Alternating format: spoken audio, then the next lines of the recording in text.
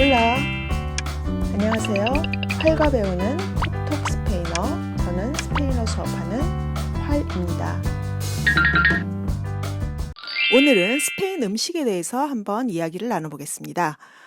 요즘은 스페인 식당도 많이 생기고 정보도 많아져서 아마 여러분들이 저보다 훨씬 인기 있는 음식 메뉴를 잘 아실 것 같기도 해요. 오늘 스페인 음식 중에 만나볼 음식은 스페인을 잘 몰라도 한 번쯤은 들어봤을 빠에야와 추로스에 대해서 이야기를 나눠보겠습니다. 먼저 빠에야를 한번 만나볼까요? 자, 빠에야 하면은 어떤 음식이라고 알고 계시나요? 스페인식 볶음밥 이렇게 설명을 하기도 하고요. 빠에야의 이미지 하면은 많이 떠오르는 게 손잡이가 양쪽으로 달린 후라이팬 같은 그릇에 1인분 나오는 그 빠에야의 모습을 아마 여러분들 생각하실 거예요. 그리고 뭔가 노란 밥의 비주얼 또 생각이 나실 거고 뭔가 까만 밥도 떠오르실 수 있겠네요. 빠에야는 스페인에 가면 모든 지역에서 맛있게 먹을 수 있는 음식은 아닙니다. 빠에야가 주로 나는 곳은 이제 쌀 농사가 되는 지역이겠죠. 그래서 스페인 남동 쪽에 있는 발렌시아 빠에야가 스페인에서는 가장 유명합니다. 빠에야 중에서도 발렌시아의 토끼고기 빠에야가 대표 빠에야예요. 중부 지방이나 북부 같은 경우에는 빠에야가 메인 음식이 아니라고 생각하시면 돼요. 관광객을 위한 레스토랑이나 이런 데는 빠에야를 판매하기도 하지만 정말 맛있는 빠에야를 먹으려면 남쪽이나 발렌시아 지방, 그다음에 바르셀로나 정도에서 맛을 보시면 더 좋습니다. 빠에야는 축제 음식이라고 하는 게 맞아요. 스페인에서 지역 축제가 있거나 작은 마을 축제가 있거나 사람들의 모임이 있으면 아주 큰 빠에야 판이 있거든요. 거기에다가 우리나라 말로 하면 한솥 끓여서 그러니까 한 팬을 만들어서 그것을 조그만 접시에 나눠 먹는 것이 바로 빠에야 문화입니다. 빠에야에 들어가는 기본 재료들은 그때그때 다르고요. 메인이 고기가 될 수 있고 해산물이 될 수도 있습니다. 쌀은 우리나라처럼 익혀서 넣는 게 아니라 생쌀을 바로 부어서 익히는 형태예요. 그렇다 보니까 여러분들이 빠에야를 드시다 보면 약간 덜 익었다. 쌀이 약간 꼬들꼬들하다 이런 느낌이 드실 수 있을 거예요. 저는 개인적으로 스페인 세비야에 살 때 제 첫 한국어 수업 제자이기도 했던 카를로스네 집에 어머니의 빠에야를 정말 좋아했어요. 빠에야는 식당에서 먹는 것보다는 가정식이라고 할 수 있거든요. 각각의 가정이 자기들만의 스타일의 빠에야가 있어요. 까를로스 어머니의 빠에야도 매번 갈 때마다 조금씩 달랐는데요. 제가 스페인 세비야를 떠나기 전에 제일 마지막으로 맛봤던 빠에야를 요리하는 모습을 영상으로 한번 담아봤습니다.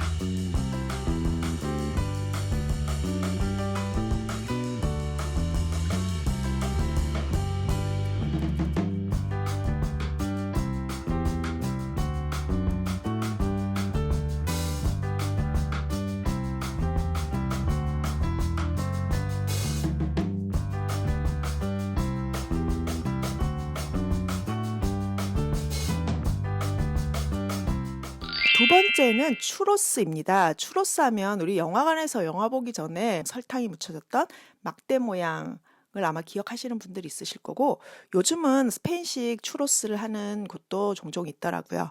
추로스는 어떤 음식일까요? 우리가 간식 같은 음식이라고 생각을 많이 하는데 사실 스페인에서 추로스는 해장 음식이에요.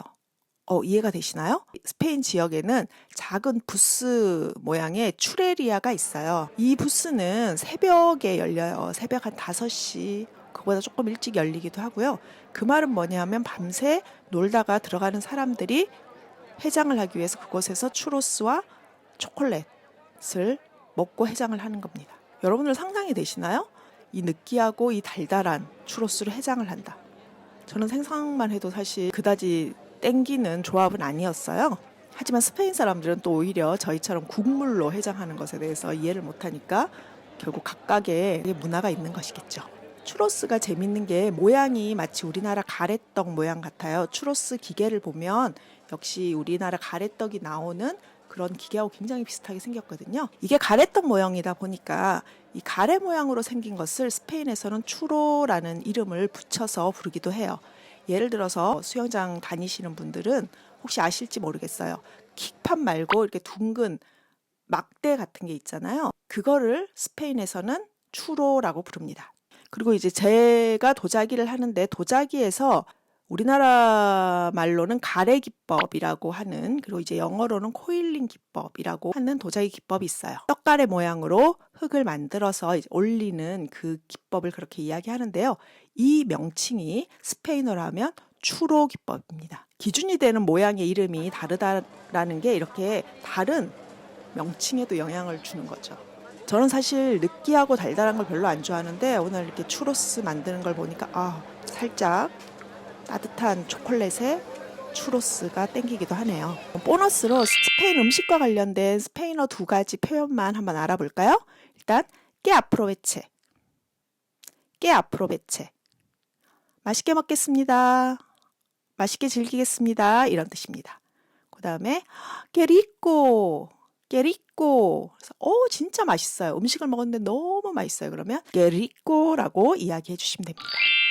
어느 날 여러분들이 스페인 식당에 가신다거나 혹은 스페인 추로스를 파는 곳을 발견하신다면 오늘의 이 이야기를 기억하시면 좋겠습니다.